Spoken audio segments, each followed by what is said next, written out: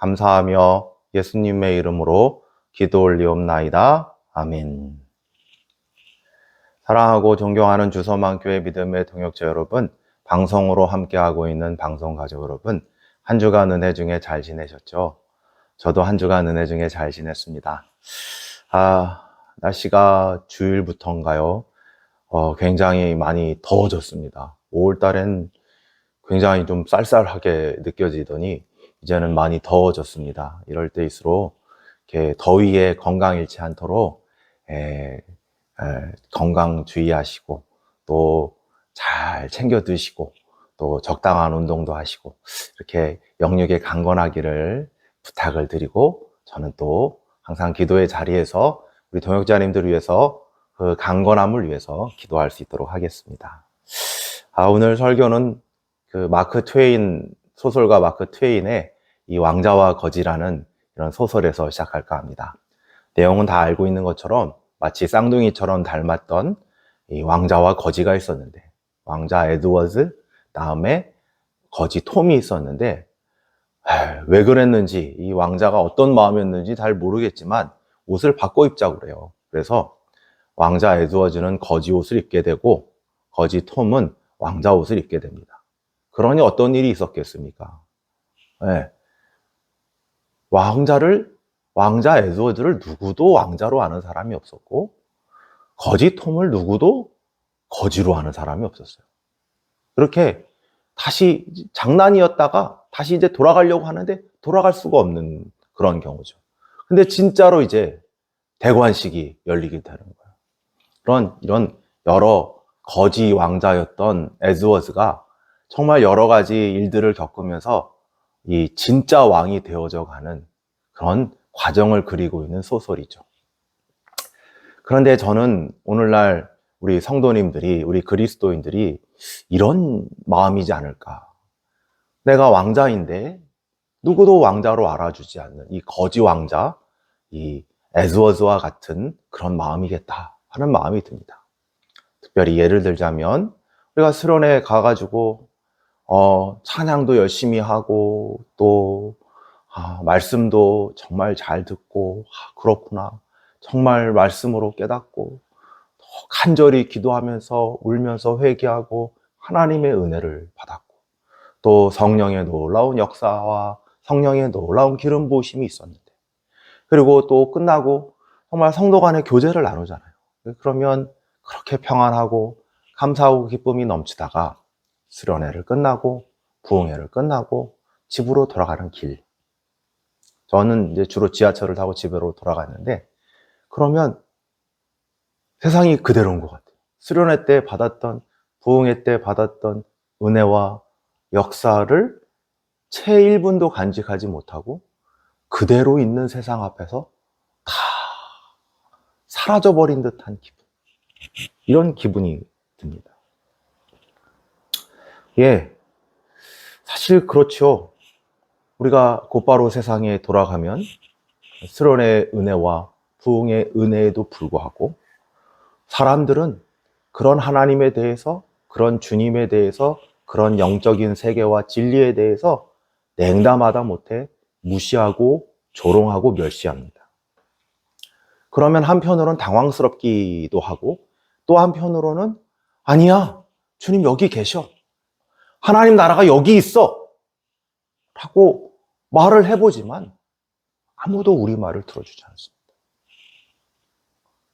오히려 우리에게는 혹독한 시련과 역경만이 남아있을 때가 많습니다. 오늘 본문 29장 30장의 욥이 바로 그렇습니다.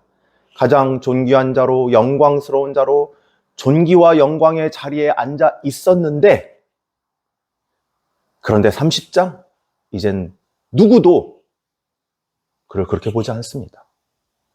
욥이 고난이 오자, 욥이 시련을 겪자 수많은 사람들은 욥을 손가락질합니다. 불황자도 욥을 욕합니다. 모욕합니다. 그런 조롱과 멸시를 당하고 있는데, 하나님을 찾으나 하나님은 침묵하셨고 오히려 많은 고난으로 욥을 괴롭히고 있는 것만 같습니다. 이 말씀은 다만 욥에게 주는 말씀만이 아니라 우리와도 부딪히면서 우리 마음을 울리고 있는 말씀이기도 합니다. 먼저 우리가 살펴볼 것은 바로 욥의 영광입니다. 고난당하기 전에 욥은 정말 영광스러운 자였습니다.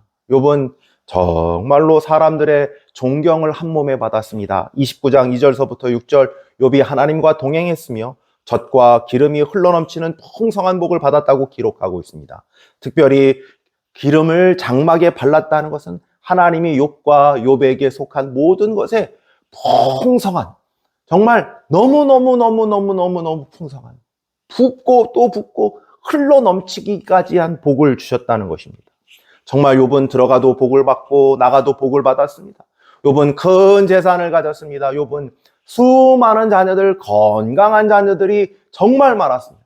예, 그 당시에 다산, 정말 많은 자녀는 하나님의 복받음을 뜻하는 것 아니겠습니까? 그런데 우리가 주목할 것은 7절서부터 17절. 다만 욥이 부자였다. 여기서 끝나는 것이 아니라, 욥은 하나님의 의를 입고 공의를 덧입어서 하나님의 의를 공동체에 실천했습니다. 욥이요, 사람들에게 인정을 받고 사람들에게 지도자로 추앙을 받았어요. 그래서 성문의 높은 자리에 욥을 앉혔어요. 사람들은 재판장인 욥의 재판과 욥의 지혜를 기다렸어요. 욥은 과부와 고아, 가난한 자, 외국인과 같은 사회적 약자들을 그때마다 배려했어요. 모르는 채 하지 않았어요. 판결을 굽게 하지 않았어요. 그리고 개인적으로는 그들에게 긍휼을 베풀었어요. 볼 수 없는 자들에게 눈이 되어줬고 저는 자들의 발이 되어줬습니다. 외국인들이 송사를 당하게 되면 그들의 억울함을 적극적으로 풀어주었습니다. 그러니 그는 하나님의 의의 사람이었고 의를 실천하는 사람이었습니다. 그렇기 때문에 18절서부터 25절, 그런 욥이 기대하고 있었던 미래가 있을 것 아닙니까? 그것은 마치 아브라함과 야곱처럼 편안하게 하나님의 인도하심을 받다가 무병장수하다가 하나님께 부르심을 받는 것을 꿈꾸었습니다. 실은 우리가 모두가 다 그렇지 않습니까? 순적하게 살다가, 행복하게 오래오래 살다가, 요즘 같으면 100년 동안 교회도 잘 다니고 가정도 화목하고 예배도 잘 드리다가 요셉처럼 아브라함처럼 편안히 하나님의 부르심을 받는 것을 꿈꿉니다. 어떻게 보면 29장 욥이 회상하고 있는 욥의 과거는 우리 모두가 바라는 신앙생활의 모습이요, 우리 모두가 꿈꾸고 있는 것일 수도 있습니다. 그러나 30장 보면 그런 기대가 아니었죠. 30장은 욥의 아프고 쓴 현실을 말하고 있습니다. 자신들이 많은 약자를 돕고 섬겼고, 그리고 사람들은 욥을 존경했습니다만 욥이 고난을 당하고 모든 재산을 잃고 자녀들을 잃고 몸에 병이 생기자 사람들이 돌아서기 시작했습니다. 예전에는 욥을 감히 쳐다보지 못했던 불황자들이 욥을 모욕하고 멸시합니다. 젊은이들이 욥을 모욕했다는데, 사실 당시의 젊은이들이 나이 든 누군가를 욕한다는 것은 반사회적인 것입니다. 그러니까 욥에게 일어나서는 안 될 일이 일어난 것입니다. 1절서부터 9절, 이들에 대해서 어떤 이들인지 잘 드러나는데, 이들은 성에 살던 사람이 아니었고 집이 없었던 불황자들이었습니다. 성에 있는 사람들은 그들을 도둑 취급했습니다. 생각해보면 그렇잖아요. 우리도 모르는 집 없는 누군가가 이렇게 가까이 오면 우리도 모르게 가방부터 챙기지 않습니까? 그러니까 근데 그 당시는 더 했겠죠. 몇천 년 전의 사회니까 더 했을 거예요. 그들은 오히려 이제 어디 여길 들어와, 어디가 여기라고 들어가고 쫓아냈던 사람들 아니겠습니까? 그런 자에게 욥이 모욕을 당했는데, 욥이 어떤 모욕을 당했냐면 그들은 자들이 침을 뱉었어요. 침을 뱉는다는 의미는 야, 너는 죄인이야 라는 뜻이에요. 너는 부정한 자야, 너는 죄인이야 라는 뜻입니다. 욥이 생각할 때 얼마나 기가 막히겠습니까? 내가 뭘 잘못했는데, 내가 저 가난하고 저 약한 자들 돕고 그렇게 했는데 지금 나에게 이럴 수가 있겠는가? 근데 이제 욥의 마음은 저 못된 놈들 하는 마음도 분명히 있어요. 근데 우리도 그렇잖아요. 그런 고난이 오면 이런 상황 자체가 나쁜 놈들, 나쁜 사람들 하고 있지만 어디로 돌이키냐면 하나님 앞에 돌이켜서 하나님 왜 제가 이런 일을 당해야 돼요? 하나님 이렇게 하신 거 아니에요? 너무 하신 것 아니에요? 이런 마음 들잖아요. 이게 나타난 거예요. 11절에 하나님이 자신의 활시를 늘어지게 했다는 거예요. 늘어진 활시 생각해 보셨어요? 활시가 늘어지면 무슨 소용이 있겠어요? 이게 팽팽하게 쏴질 거 아니에요. 그래야 활을 든 사람을 무서워하죠. 근데 활시가 늘어지면 이게 무슨 소용이겠어요? 아무 소용없죠. 그러니까 막 여기저기서 들때처럼 일어나가지고 막 달려오는데 막을 수가 없죠. 사람들이 욥을 우겨싸고 욥을 모욕하고 조롱해서 막 얘기하지만 욥은 두려워서 떨 뿐입니다.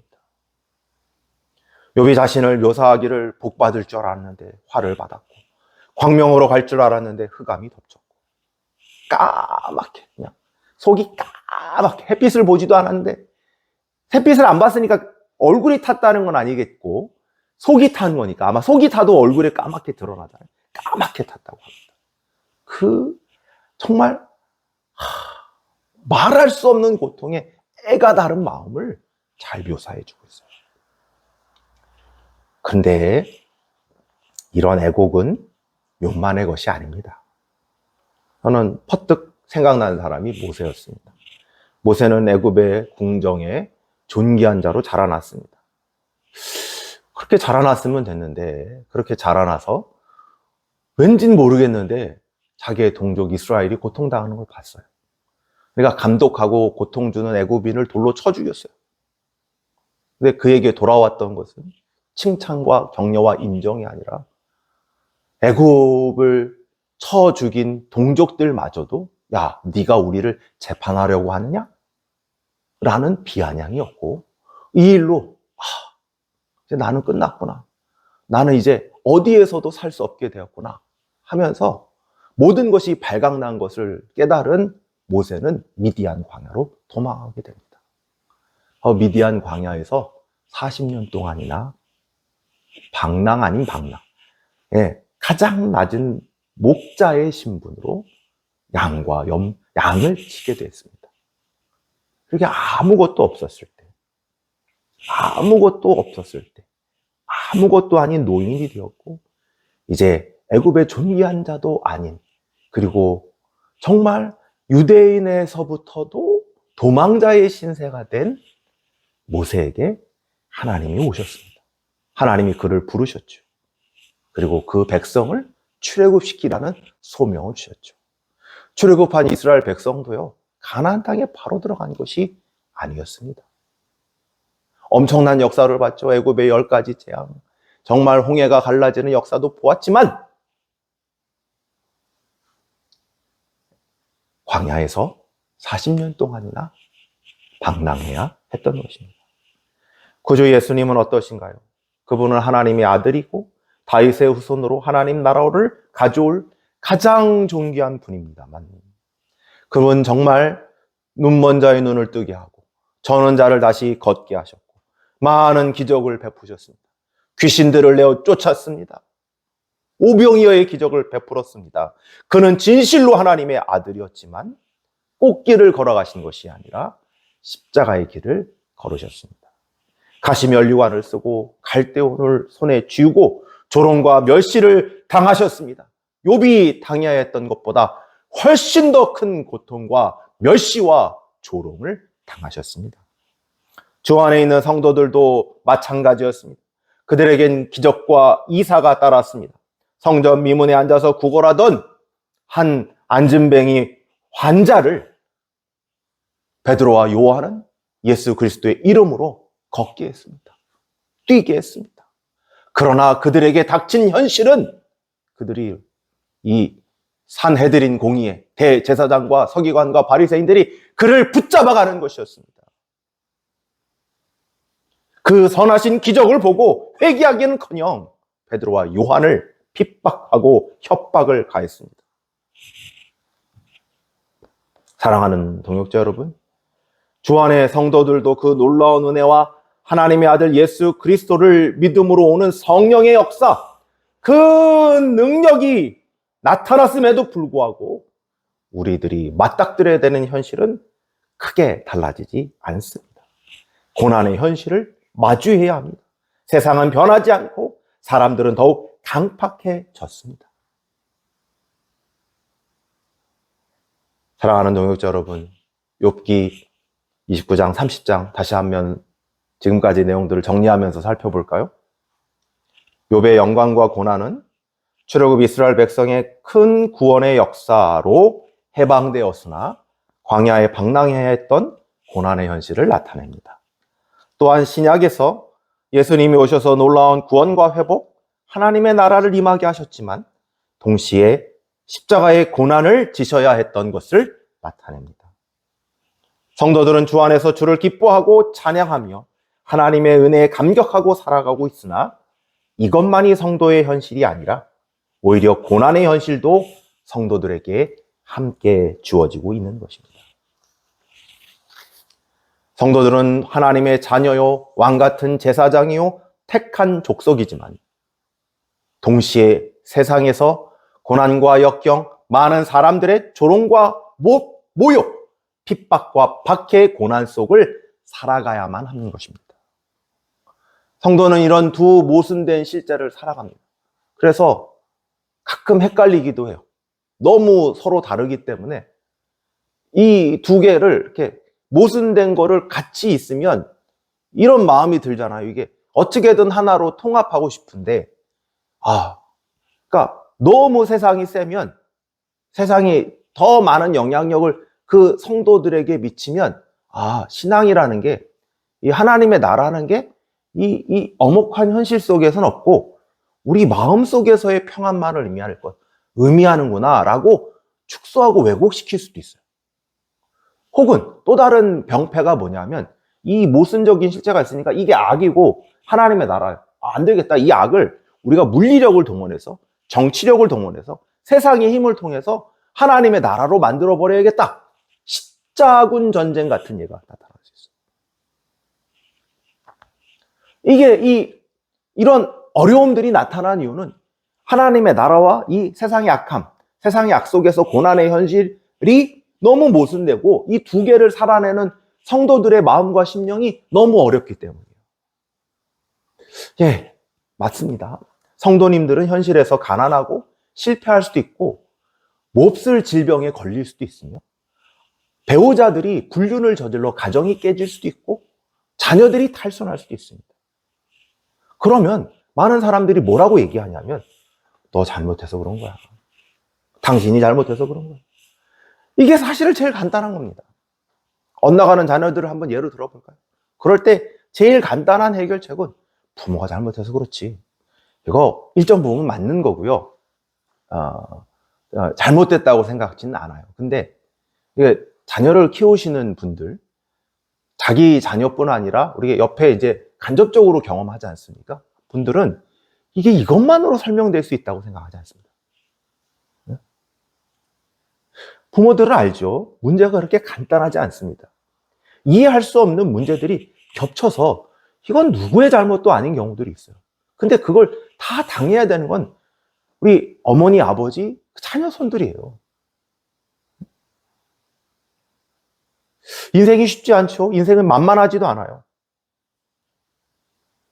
사랑하는 동역자 여러분, 그럴 때, 이런 고난이 올 때, 이렇게 쉽게 우리가 정직하게 대면하면 쉽게 설명할 수 없는 고난이 올 때, 우린 하나님 도대체 왜?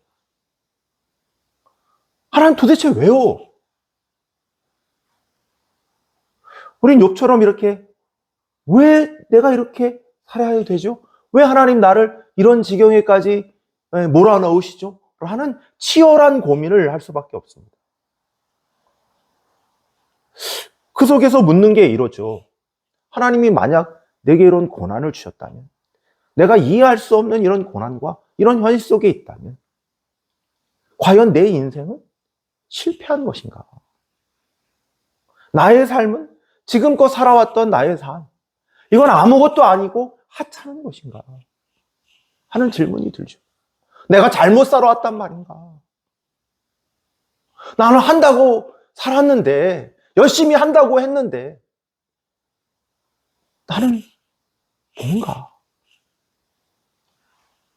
고난의 현실은 우리의 실패, 나의 실패, 우리의 인생이 하찮고 보잘것없다고 얘기하고 있는 것만 같습니다. 하지만 말입니다. 사랑하고 존경하는 믿음의 동역자 여러분, 방송으로 함께하고 있는 방송가족 여러분, 오늘 본문의 말씀을 통해서, 성경을 통해서 할 수 있는 것은 절대로 그렇지 않습니다. 고난 속에도 우리의 인생은 실패하지 않습니다. 여러분의 삶은 하찮은 것이 아닙니다. 오히려 가장 존귀하고 영광스러운 것입니다. 왕 같은 제사장이요, 하나님의 택한 족속입니다. 아니, 고난이 오는데 어떻게 그렇게 얘기할 수 있나요? 라고 물으신다면, 여러분 소설책을 읽어보십시오. 왕자와 거지 얘기 들으지 않았습니까? 주인공이 누구예요? 왕자 아닙니까? 왕자. 그가 주인공이기에 그런 역경과 고난이 주어진 것이듯이, 우리가 하나님의 나라의 주인공이기 때문에, 우리 인생에 하나님이 택하신 주인공이 우리들 자신이기 때문에 그런 고난이 주어진 것입니다. 네, 성도는 하나님의 나라의 영광스러운 현실과 세상의 고난의 현실을 동시에 살아내야 합니다. 그러기에 어려울 수밖에 없고 헷갈릴 수밖에 없고, 정말 모든 것들이 욥처럼, 고난과 역경 가운데 있는 욥처럼 하나님 앞에 질문을 궁구할 수밖에 없습니다. 왜 제가요? 왜 이런 고난이 저에게 주어지지요? 고통스럽게 말입니다. 그러나 우리는 욥처럼 모르지 않습니다. 뭘요? 출애굽한 이스라엘 백성이 광야에 40년 동안 방황하고 방랑했지만 반드시 가나안 땅에 들어갔다는 사실과, 예수 그리스도가 십자가에 달려 죽으셨으나 죽은 지 사흘 만에 다시 살아나셨다는 사실을 우리는 압니다. 그리고 또 우리는 압니다. 우리의 고난이 하나님에게 사용돼요. 우리를 더욱더 거룩하고 더욱더 주님 닮아가게 사용하시는 거룩한 목적으로 사용되는 것을 압니다. 바울 사도처럼 현재의 고난은 장차 우리에게 올 영광과 비교될 수 없다는 것을 압니다. 사랑하는 동역자 여러분, 이런 현실 앞에 우리가 해야 할 바는 묵묵히 견디고 한 걸음씩 나아가는 것입니다. 그러니까 마치 이 등산가처럼